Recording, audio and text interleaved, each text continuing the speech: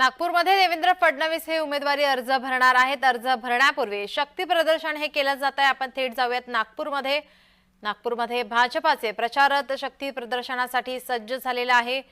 देवेंद्र फडणवीस हे नागपूरमधून उमेदवारी अर्ज भरणार आहेत आणि या ठिकाणी आपण पाहतोय शक्ती प्रदर्शन केलं जाते। नितीन गडकरी त्यांच्या सोबत आहेत। संविधान चौकातून डॉक्टर बाबासाहेब आंबेडकर यांना अभिवादन करून शक्ती प्रदर्शनाला सुरुवात झालेली आहे। थोड्याच वेळात अर्ज भरला जाईल। या ठिकाणी भाजपाचे कार्यकर्ते मोठ्या संख्येने यावेळी उपस्थित असताना पाहायला मिळतात। देवेंद्र फडणवीस यांची 6वी निवडणूक, जनतेचा आशीर्वाद आपल्या सोबत आहे आणि या आशीर्वादाच्या जोरावर आपला विजय हा निश्चित आहे असा विश्वास यावेळी देवेंद्र फडणवीस यांनी बोलून व्यक्त केला होता।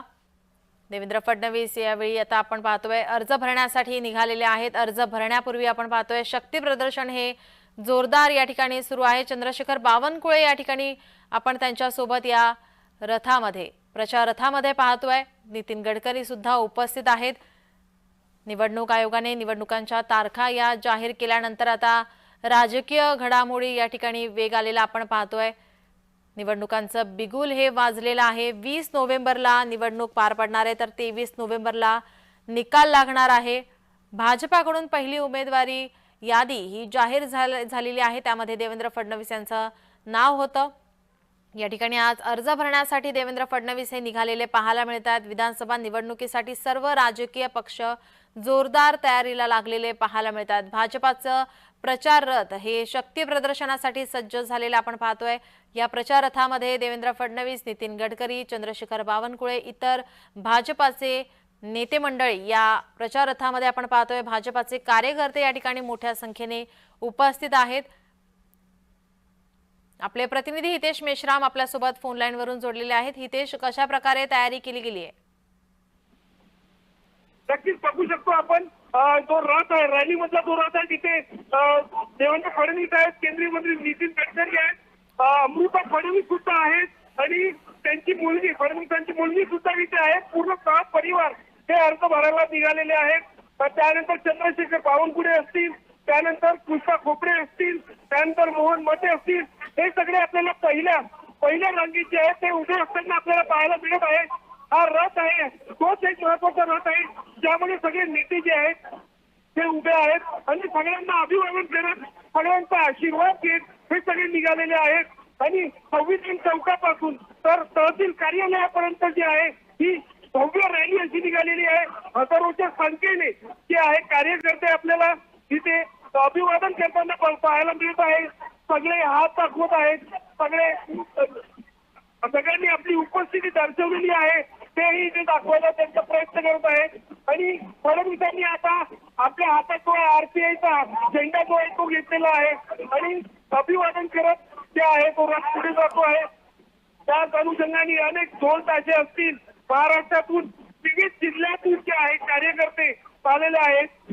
मगाशीच आपण काही कार्यकर्त्यांची प्रतिक्रिया घेतली होती। कोणी बीड मधून आलं होतं, तर कोणी संभाजीनगर मधून आलं होतं, कोणी नांदेड मधून आलेलं आहे। अशा पद्धतीने वेगवेगळ्या जिल्ह्यातून जे आहे कार्यकर्ते अति उत्साही होऊन जे आहेत तिथे आलेले आहेत। आणि त्या अनुषंगाने महिला कार्यकर्ते असतील, पुरुष कार्यकर्ते असतील, सगळे या जे आहे रॅलीमध्ये सहभागी होताना आपण बघत आहोत। हितेश, या ठिकाणी आपण पाहतोय देवेंद्र फडणवीस नैऋत्य नागपूर मतदारसंघामधून उमेदवारी अर्ज भरणार आहेत। या ठिकाणी कशा प्रकारची लढत असणार आहे?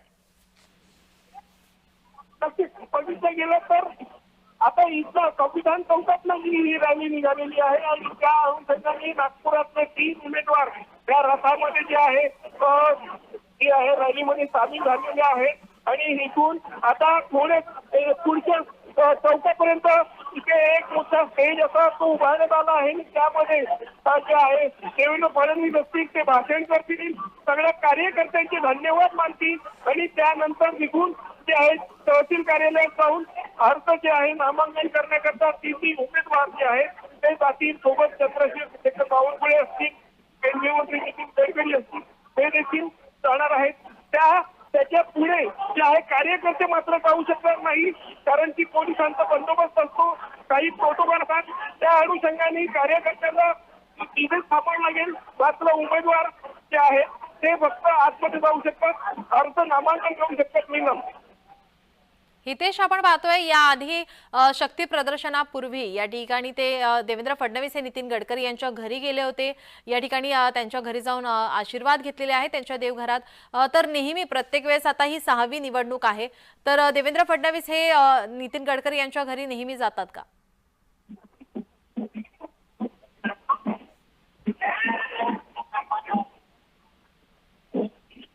हितेश, माझा आवाज आपल्यापर्यंत पोहोचतोय?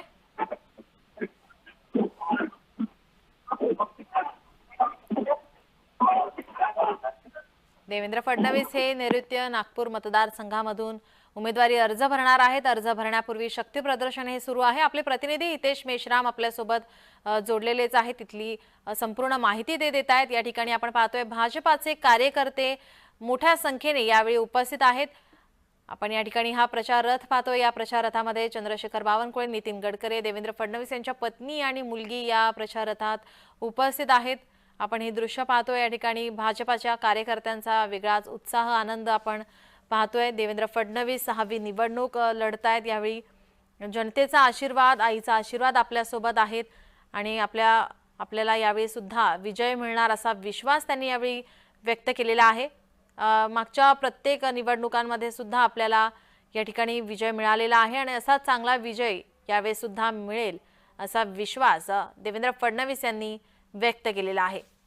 विधानसभा निवडणुकीसाठी सर्वच राजकीय पक्ष जोरदार तयारीला लागलेले आहेत. मुंबईमध्ये सुद्धा भाजपाच्या दिग्गज नेत्यांची उमेदवारी अर्ज या ठिकाणी भरले जाणार आहेत.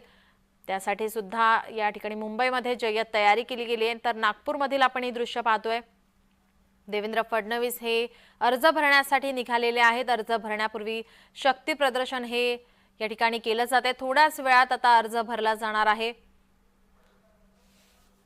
देवेंद्र फडणवीस नागपूरमध्ये उमेदवारी अर्ज भरणार आहेत. आता संविधान चौकात डॉक्टर बाबासाहेब आंबेडकर यांना अभिवादन करून शक्ती प्रदर्शन या ठिकाणी केलं जात आहे. अर्ज भरण्यासाठी देवेंद्र फडणवीस हे निघालेले आहेत. चंद्रशेखर बावनकुळे, नितीन गडकरी त्यांच्यासोबत उपस्थित आहेत. मोठ्या संख्येने या ठिकाणी कार्यकर्ते, भाजपाचे कार्यकर्ते या ठिकाणी आपण उपस्थित पाहतोय. महायुतीचे कार्यकर्ते या ठिकाणी उपस्थित आपण पाहतोय.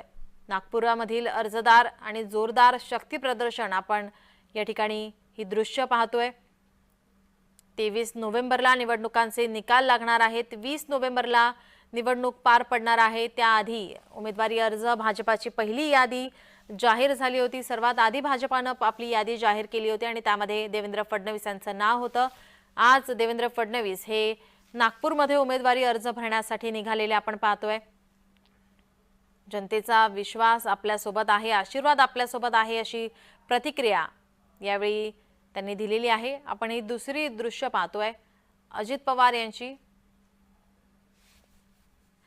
पवार यांची पत्रकार परिषद ही सुरू आहे. राष्ट्रवादीची पत्रकार परिषद या ठिकाणी आपण पाहतोय. बोलल्यानंतर आपल्याला सगळ्यांना माहिती आहे की यावेळेस मला ज्या काही महायुतीतनं जागा मिळणार आहेत त्याच्यातल्या 10% जागा तरी मी एकंदरीतच्या जागेच्या 10% मी मायनॉरिटीला देण्याचं काम करणारे काही उमेदवार पण जाहीर केलेले आपल्या सगळ्यांच्या बघण्यात आलेले असतील. आणि त्याचबरोबर आम्हाला सर्वांनाच बरोबर घ्यायचं आहे, कारण हा आपला महाराष्ट्र आहे, हा आपला देश आहे. हा 18 पगड जाती 12 बलुतेदारांना बरोबर घेऊन जाणार आहे. हिंदवी स्वराज्याची स्थापना महाराजांनी ज्यावेळेस केली, शिवाजी महाराजांनी, त्यावेळेस त्यांनी सगळ्यांना न्याय देण्याचा प्रयत्न केला. आणि आज पण मी सरकारमध्ये काम करत असताना कुठल्याही घटकाला विकासाच्या पासून वंचित न ठेवण्याचं काम आम्ही लोकांनी तिथं बसून केलं.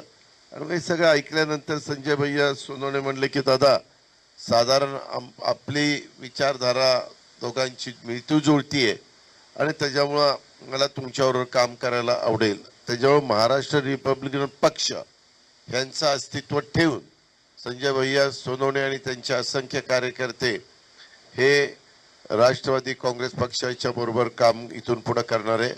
आम्ही देखील त्याच्याबद्दलचे मानसिकता ठेवलेली आहे आणि एकंदरीत राज्याचं भलं व्हावं, वेगवेगळ्या ठिकाणी निवडणुकीच्या निमित्तानं वेगवेगळ्या कार्यकर्त्यांना वेगवेगळ्या जागांच्या मध्ये संधी देखील मिळावी, हा त्याच्या पाठीमागचा दृष्टिकोन आहे. आणि एकंदरीतच आता 29 तारीख संपली की माझ्या माहितीप्रमाणे एक दिवस छाननी होईल, 2-3 दिवस फॉर्म मागे घ्यायची मुदत होईल आणि 1 तारखेपासून तर दिवाळीच आहे. 1, 2, 3 दिवाळी आहे, पाडवा, भाऊबीज आणि लक्ष्मीपूजन आणि ह्या सगळ्या दिवाळीच्या सणामध्ये देखील प्रत्येक उमेदवार आपापल्या परीनं काम करण्याचा प्रयत्न करेल. दिवाळी झाल्यावर मग खऱ्या अर्थाने प्रचाराला सुरुवात होईल. सभा जो तो आपले आमचं त्याच्या आधी महायुतीचा काय जाहीरनामा आहे, इतरांचा काय जाहीरनामा, ते सगळे सांगतील. प्रत्येक उमेदवारांनी आपलं परिचय पत्रक तर काढलेलंच आहे की कसं काम आम्ही केलेलं आहे, पुढं काय काम करणार आहे. पाठी कोरी आहे त्यांना तर सांगायचं की माझी पाठी कोरी आहे, पण तुम्ही संधी दिल्यानंतर मी ती कोरी पाठी भरून काढीन, असं सगळ्यांचं चाललेलं आहे. म्हणजे लिहून काढीन त्याच्यावर, अशा पद्धतीचं आहे. आणि मग मी आज येणार होतो तर मी संजय भैयाला दत्तामामाला म्हणालो की दत्तामामाचा आज फॉर्म भरायला मी आलेलो आहे. इतर पण वेगवेगळ्या ठिकाणी वेगवेगळे माझे सहकारी फॉर्म भरतायत, वेगवेगळ्या ठिकाणी वेगवेगळ्या. आज आमचे आदिती तटकरे पण फॉर्म भरते, बरेच जण त्या ठिकाणी फॉर्म भरतात. आज आम्ही एबी फॉर्म आणि उमेदवारी जाहीर केली, त्याच्यामध्ये सना मलिक आमच्या भगिनी आहेत, तिला एक आम्ही उमेदवारी जाहीर केली, एबी फॉर्म दिला. संजय काका पाटील माजी खासदार सांगलीचे होते, त्यांना तासगाव कवठे महांकाळमधनं उमेदवारी राष्ट्रवादी काँग्रेस पक्षाच्या वतीनं आम्ही दिलेली आहे. जिशान सिद्दीकी, बाबा सिद्दीकी तुम्हाला माहिती आहे, माजी राज्यमंत्री आणि 3 वेळेला आमदार म्हणून त्यांनी काम केलं. मध्ये एक दुःखद घटना घडली, परंतु ह्यांना आम्ही दुसऱ्यांदा त्या विधानसभा मतदारसंघातनं संधी दिलेली आहे. प्रतापराव चिखलीकरांना माजी खासदार, लोहामधनं आम्ही, नांदेड जिल्ह्यातला लोहा कंधार म्हणून एक मतदारसंघ आहे, तिथनं उमेदवारी त्या बाबतीमध्ये दिलेली आहे. निशिकांत पाटील हे आपल्या इस्लामपूरचे विशेषतः नगराध्यक्ष होते, अनेक वर्ष ते काम करतायत आणि त्यांना पक्षप्रवेश पण दिला आणि उमेदवारी पण वाळवा आणि इस्लामपूरची दिली. ज्ञानेश्वर कटके, माऊली कटके नावाने ओळखले जातात, त्यांना आपण शिरूर हवेली मतदारसंघातनं उमेदवारी दिलेली आहे. आणि सुनील टिंगरे म्हणजे यांना एबी फॉर्म दिलेले आहेत. त्यांचं खरं तर जाहीर झालेलं होतं, पण एबी फॉर्म द्यायचा राहिलेला होता, त्यांना पण आज आम्ही एबी फॉर्म दिला. असे 38 आणि 7 45 जवळपास आमचे अंदाजे, एखाद दुसरा इकडं तिकडं होईल, परंतु साधारण एवढे सहकारी आमचे आम्ही जाहीर केलेले आहेत. आणि राहिलेले 2 दिवसात आम्ही करणार आहे, कारण कुठल्याही परिस्थितीत रविवारपर्यंत हा निर्णय आम्हाला घ्यावाच लागेल, कारण सोमवार मंगळवारी 2 दिवसच फॉर्म भरायची मुदत आहे. हे सगळं आपल्या लक्षामध्ये आणून द्यावं आणि संजय भैया सोनवणे यांचं पण स्वागत या निमित्तानं करावं. आपल्या मार्फत महाराष्ट्राला पण सांगावं की महाराष्ट्र रिपब्लिकन पक्ष यांच्याबरोबर आम्ही ही युती केलेली आहे. आणि अजून जसं जसं दिवस जातील तसं तसं आम्ही आमची भूमिका, आम्ही आमचं केलेलं काम, आम्ही उद्याच्या 5 वर्षाच्या करता करणारं काम आणि विकास ह्या मुद्दा घेऊनच आम्ही लोकांच्या समोर चाललेलो आहे. आम्ही दिलेल्या योजना, त्या योजनांची प्रभावीपणे करण्याची अंमलबजावणी, ह्या सगळ्या गोष्टी आमच्या त्याच्यामध्ये आहेत. आपल्याला काही प्रश्न विचारायचे असेल तर विचारा.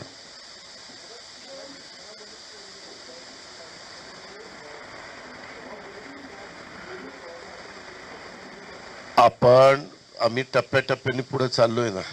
आम्ही त्याच्यामध्ये आमचं अजून 29 तारखेपर्यंत फॉर्म भरायची मुदत आहे. आम्ही पक्षाचे प्रमुख पदाधिकारी बसून योग्य तो निर्णय त्यामध्ये घेत चाललेलो आहोत. का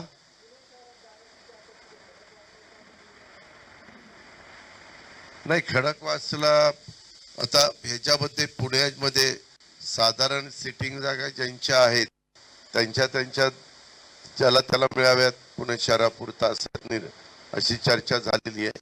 त्याही बद्दल आज उद्या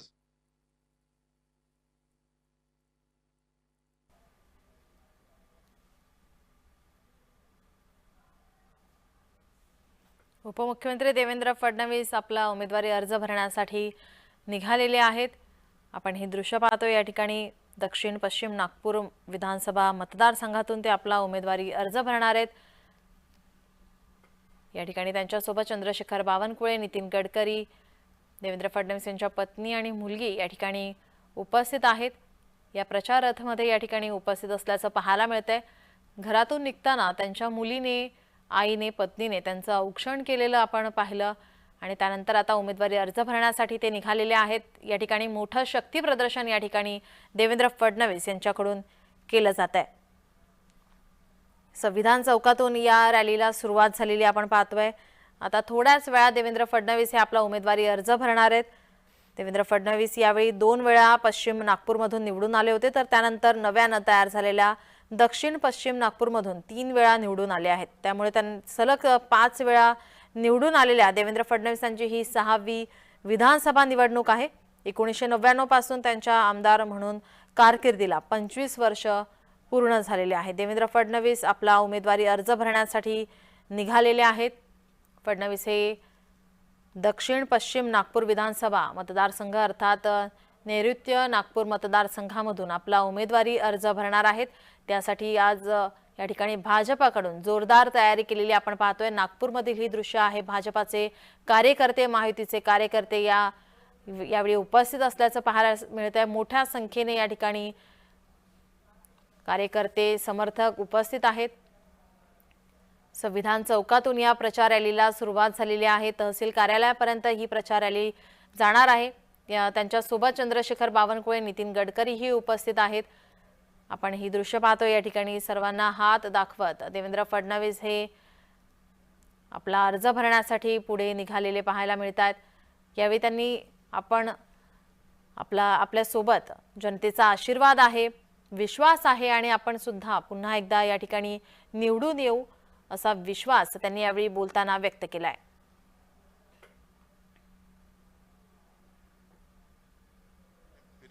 असा निकाल बारामती करता येते.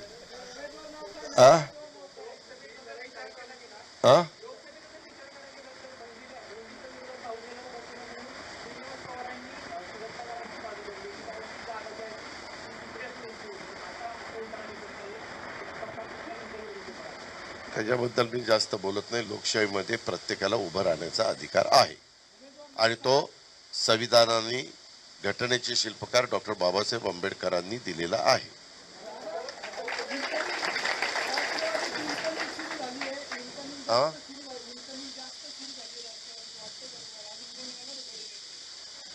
तुम्ही बघत राहा. आता सांगितल्यानंतर त्याची मजा निघून जाते ना बाबा. त्याच्यामध्ये तुम्ही बघत चला. कसं म्हणजे गमतीचा भाग जाऊ द्या. ज्या राजकीय पक्षांच्याकडं उभे करताना त्यांचे स्वतःचे आमदारांची संख्या कमी होती, त्यांना जास्त उमेदवार निवडता आले. माझ्या बरोबर आलेले 2-3 अपवाद वगळता बहुतेक सगळेजण राष्ट्रवादी काँग्रेस बरोबर शेवटपर्यंत राहिले. अपवाद फक्त डॉक्टर शिंगणेंचा एक होता, फलटणचा एक, दीपक चव्हाणांचा एक होता, अजून एक दोघांचा त्या ठिकाणी होता. बाकीचे सगळे आमच्यावर राहिलेत. बहुतेकांना सगळ्यांना आम्ही तिथं संधी दिलेली आहे आणि आम्ही पुढे चाललेलो आहे. हा, चला चला.